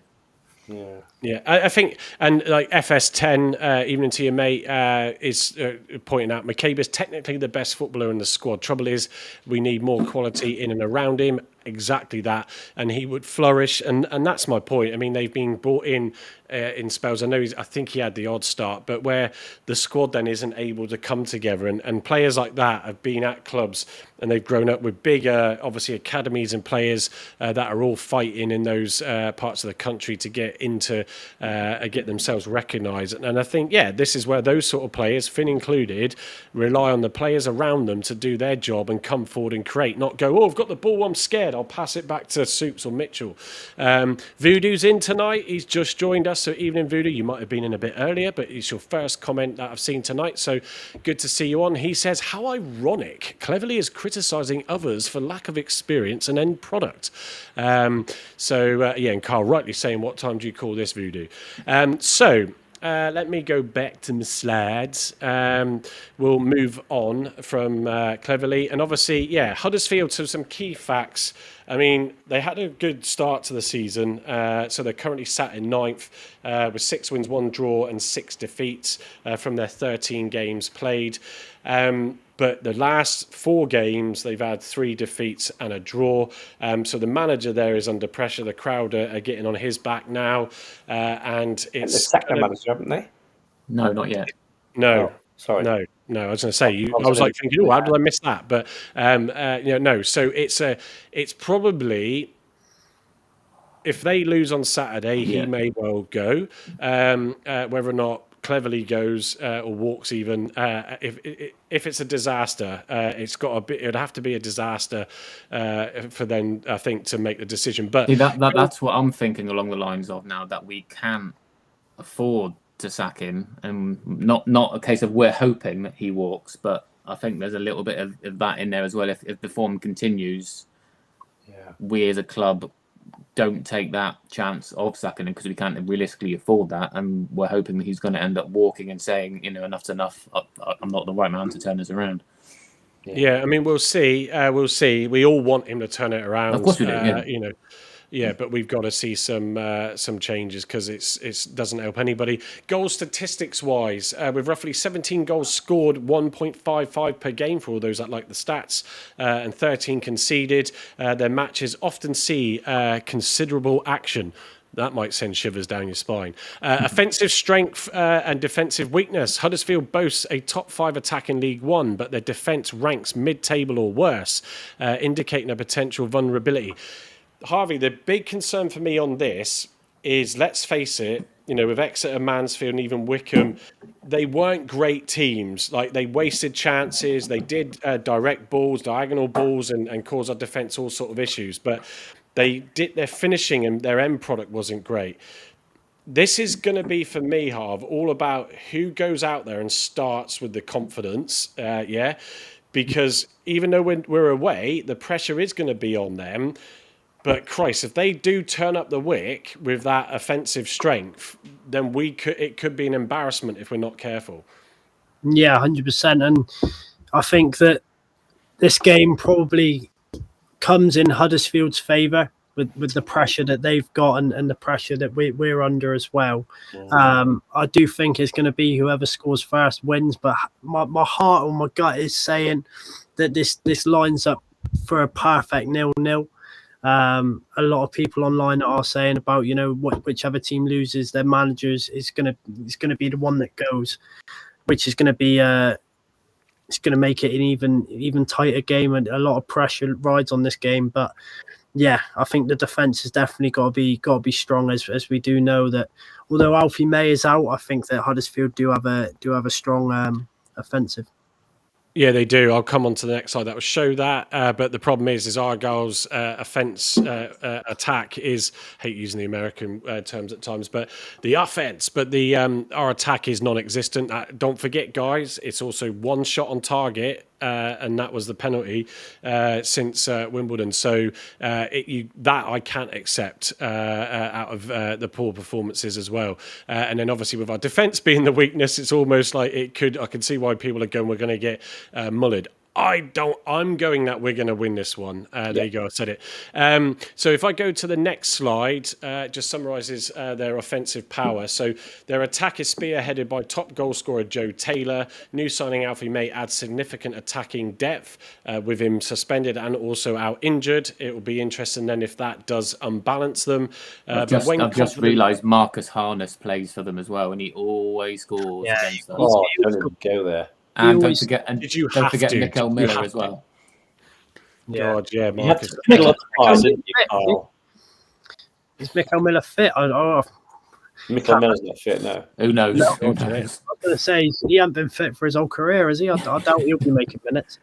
Thank you. Well, when confident, their attacking possesses formidable firepower. Defensive vulnerabilities expands on that to say the defensive record is a concern, ranking around 13th in the division for goals conceded. Still not as bad as us, obviously. Prone to errors when defending from wide areas. Highly susceptible to set-piece vulnerability. Shame then that rules doesn't get involved in this game, I suppose. Often show poor concentration, leading to defensive mistakes. Well, we all know about concentration. So that is the presentation deck over with. We do have the lineup choices. We have got Carl's and we've got Gavin. So I'm going to go. Well, this is what Gavin sent us earlier. So evening, Gavin, or I know he's going to listen back on the car journey up tomorrow. So Gavin's gone with a 4-3-2-1. So starting with Connor Hazard in goal. That's been debated about him or Ashby Hammond coming back in on the pod in recent shows. Back four of left to right, Brendan Galloway, Matthias Ross, Alex Mitchell and Cornell Sukes. Then a midfield three of Bradley Ibrahim, Law McCabe and Malachi Boateng. And then up front, supporting Talai, we've got Owen Dale and Tegan Finn. So, I mean, my own thoughts on that is, I mean, he's got Boateng out on the right, which we know is not normally would be his favoured position, but I think it's the whole mixing it up and maybe Law McCabe sitting a bit deep, supporting the back four. But I do agree, and I'm good to see he's got Tegan Finn on the right. Owen Dale, who is noted, causes a bit of a debate as well on the left there. That is supposed to be his more favoured position, not on the right. So, yeah, Andy, what do you think to Gavin's lineup? Only change I'd make there is bringing Rolls in for McCabe, probably. Oh, already for the first game? Yeah, at least start him. Because I think if you start with McCabe, you got no idea what you're going to get.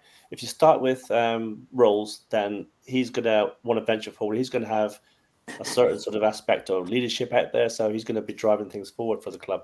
But respectfully, we have no idea what Rolls is going to bring. And even though I don't disagree about him, potentially starting, like you just said there, Andy, and that is a long shot. And I think 15 years experience in top flight, more or less top flight football with Cardiff, in the top two leagues. A lot of games under his belt, a lot of experience, a captain, a leader. So. It's a big game, so it's a big game, and you've got to have someone in there like that who's going to grab it by the nuts and run with it. We haven't got Joe Edwards in there, but we want a leader. McCabe's not a leader, so he was the one to drop in that position, and then after 60 minutes, bring McCabe on. Get a bit of pace in there. Yeah, again, it goes back to my point of it's a difficult one. I want to see Tegan and McCabe start because I want to see them start in a start a game, where there's no pretensions before it. They're not coming on with us losing. I'll come to Carl with his lineup in a second, but Harvey, what do you think of that lineup? What's your thoughts? See, I don't really know where I stand with it. I do really want to see Ashby Hammond back in the lineup. Yes. But on the other hand, because it's very 50-50 for a game like this with the amount of pressure on, do you trust him? I think Hazard, since his injury, hasn't quite hit that form which we know he can go to. So I'm very 50-50 on the keepers. The back four there, I probably would go with. In all fairness, and I stand with Andy as well. I think for a game like this, Lorne McCabe, I don't think he's quite ready in the sense of he hasn't got enough League One experience or like kicking and I can't think of the word, like ankle kicking experience. He doesn't. Yeah. Like the side of the game which no one likes to think about, but it is there. I think we do need someone that's going to slow the game down when we need it, and is going to be able to reassure Ibrahim and Boateng. So that's why I'd probably start him. And the front three, the only one I'd possibly change there is Dale for Aseni. I do think Aseni is not getting the game time he deserves. I think when he comes on, he offers a lot. He offered a bit more than the others when he come on Saturday, but at the end of the day, whatever I suggest is probably not gonna happen. So whatever, and I just hope they prove themselves. Yeah, no, exactly. I mean, I would be sticking Owen Dale in because I think he's the only one that in recent games has actually showed some give a shit attitude on the pitch. I also think with Hazard, Mike, he's been up to the fans at Wycombe. He's got a lot of stick. When I heard some of the footage of what some of the fans were shouting at Hazard, right, and booing at him, and has he got the bottle on the front to come back and then actually try to perform again? Yeah, well, it's a great point, and hopefully, if he does start, he proves to everybody that that he's going to change their minds. I mean, he did pull off some good saves in the game as well in there, but yeah, there's just something for me. Sorry, Connor, but I just think I want to see Ashby Hammond back in.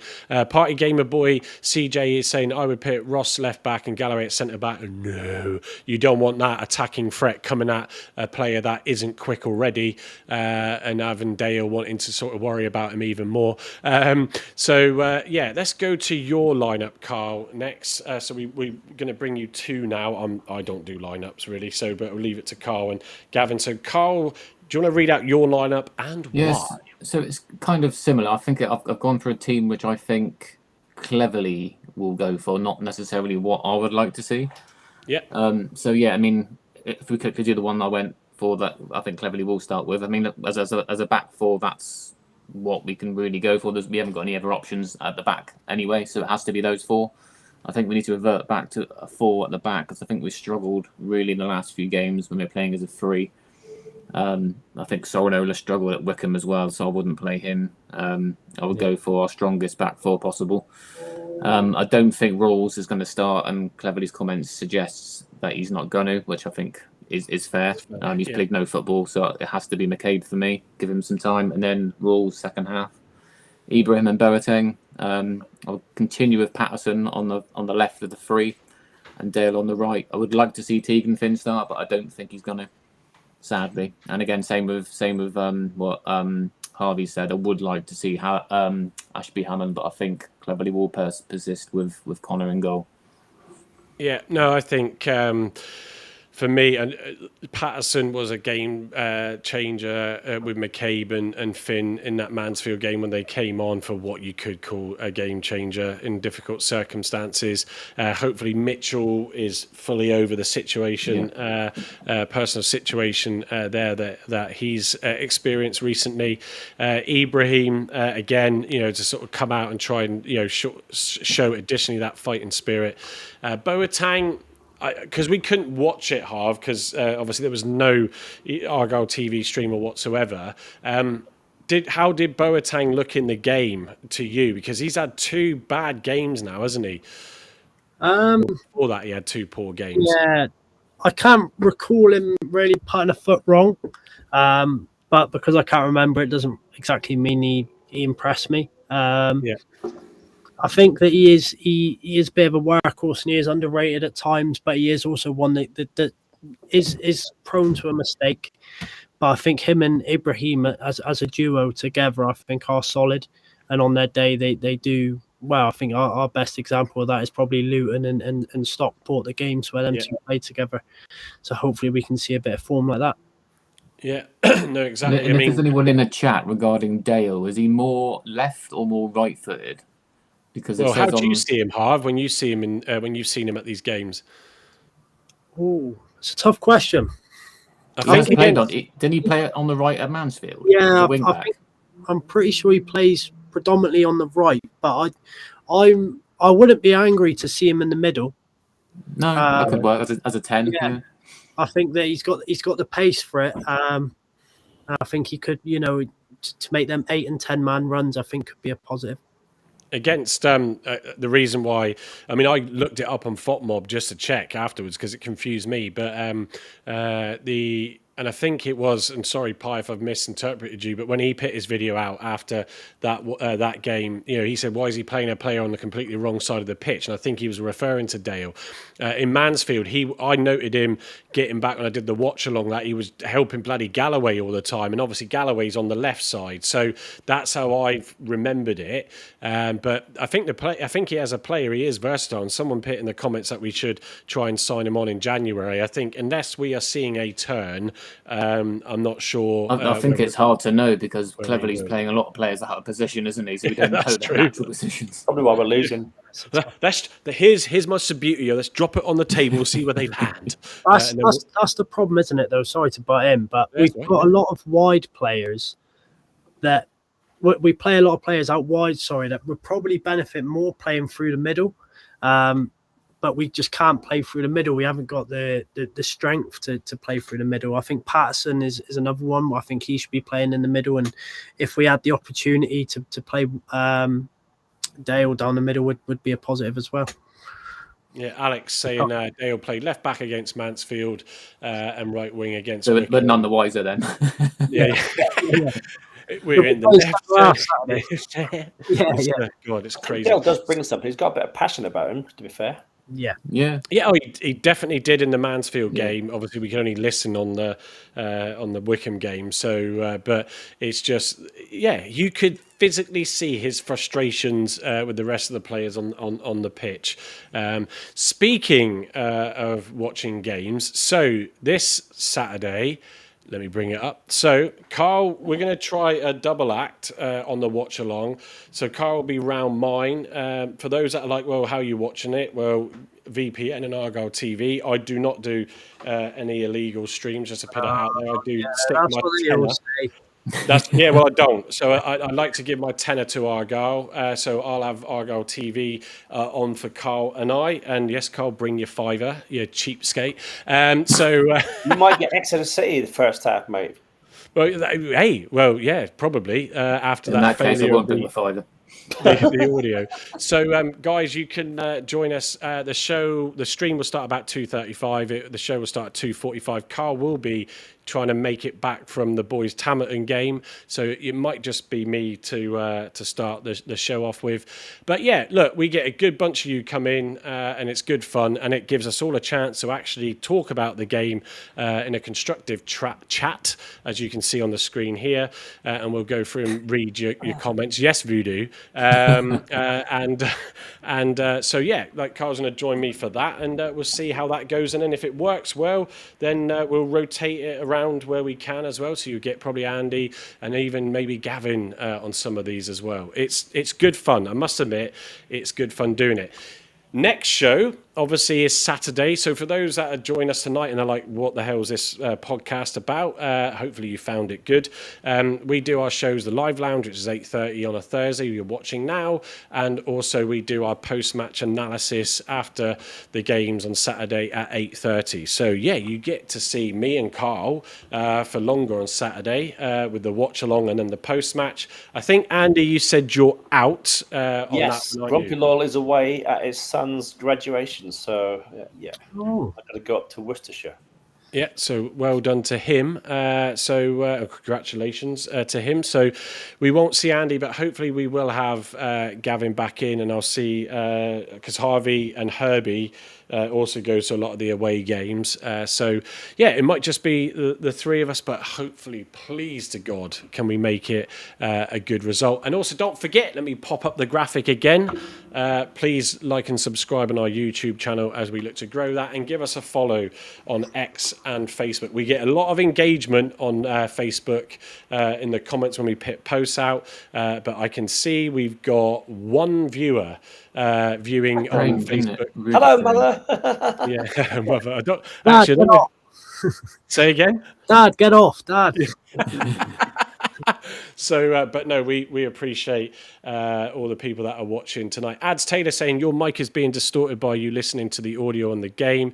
Oh no, that yes, Ads is pointing out. Well, I started Saturday's live lounge when no one could hear me, and I couldn't work out why. So I'm pulling leads everywhere, and eventually got it sorted. I mean, like I keep saying, folks, this is a professional production, of course. For that little couple of minutes, wasn't it, Carl? Just never hear him. It was amazing, absolutely amazing. Yeah, so Carl won't be joining me for Saturday's Watch Along now. But yeah, no, hopefully sound to one side. The beauty of this show is we get in about 15 minutes beforehand just to check everything. And I was on my own and no one was there to check my sound. But yeah, look, it's all good fun. It's all good fun.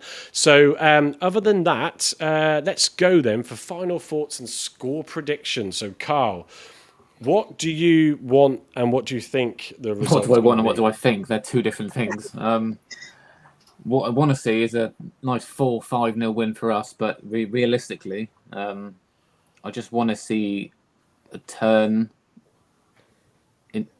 Try and get my word, put my teeth back in. I just want us to turn the corner. I just want us to see some fight. I want us to compete. I want us to do the basics properly, pass into green shirts, creating chances. A clean sheet would be fantastic. I think, like Harvey said, if it's a 0-0, I would snap your hands off at that now. But I think I'm going to go for a narrow 2-1 Huddersfield win. But I think we'll turn the corner and be slightly more positive. So we'll have something a bit more positive to talk about on Saturday. But I still think they've got the momentum behind them being at home, and we just seem to crumble under pressure, unfortunately. Yeah, well, I mean, I'm glad, Alex, by the way, you did subscribe because I was waiting for that. If not, I was going to unsubscribe off your channel. I'm joking. I am joking. Andy, yeah, what are you thinking? Well, 100 lines for Carl straight away. You know, fancy say we're going to lose. We're going to win 2-0. There we go. I'm going to say we're going to win 2-0. I've got confidence in me saying we're going to win 2-0 Saturday. Wow. Okay. And then Harvey, your thoughts? So my gut says 0-0, like I said, but after a couple beers on Saturday, I'm going to say 3-2 Argyle. Oh, wow. That might have been that pie at the weekend, to be fair. I think you're going to gauge how it's going to go based on what that beer tastes like on Saturday. Yeah. Well, it is also, folks, getting cold weather, so we'll be getting our Argyle hats out again soon, won't we? Actually, to be fair, I really like that one from Argyle. Haven't got any before Voodoo asked. There's still no bed sheets in Block 9 branding, and I don't have any hats yet. But you can still get the hoodies and the T-shirts, and I've had a couple of orders this week, which is good, so I'm going to sort them out. But yeah, in terms of what do I think, I've been feeling quite relaxed this week, always busy at work, so it's good for a distraction and with the family. I'm feeling positive. I want it to turn around. I know we all do effectively because it's no good, as we keep saying anyway, by having more disruption. I think it's going to be a really tough game, but we're going to nick it 1-0, and it's going to be a performance that we haven't seen for a while that we need to see. So my message to the lads, for those obviously on their journey up, of course, they're sat there in the hotel watching the Block 9 podcast. Did you take your medication this morning? Medication? It's injections and all that lot. Yeah. Actually, what we need to do, right, is if Pleggy is watching tonight, Pleggy, if you're watching tonight, mate, thanks for watching. Make sure you tell the players that the Block 9 podcast say we're going to win. Yeah, get the boys going. Yeah, I want to see cheesy, upbeat tunes to put smiles on faces in that dressing room, to get them going, to get them energized. Look, I'm not saying, guys, you don't do that, but I want to see that build-up video that they put out of there being energy there. Don't isolate yourselves. Get together. The best thing you can do when the going gets tough is to be that group together. You know, do that. Get out there and just go for it. And do you know what? Be brave. Absolutely be brave. It's gonna be a little bit nervous, and probably from both sides, but it's going to be the ones that decide to be brave and take it that will get the chance. Harvey's already biting his nails, not even Saturday yet. No, exactly. So look, That's all we can ask for. We all don't want to see situations and scenes like we've seen in the last game. Other than that, folks, that's it from us, Carl, Andy, and Harvey. And Harvey, thanks for coming on and giving everybody a bit of an insight into your journey. It's always good. Don't forget to subscribe to Harvey and also Alex at Argyle on YouTube, as we noted earlier, and us as well, of course. And the Grumpy Lawyers channel as well. And the Grumpy Lawyers. I mean, we won't force that on you folks, but if you want to, that's fine. But yeah, other than that, enjoy the rest of your evening. We know we've been up against the Traitors finale. And if you didn't see our Traitors piece on Saturday, go and check it. But yes, so other than that, thank you for joining. Time for me to stop waffling, and we'll see you for the watch along on Saturday. And fingers crossed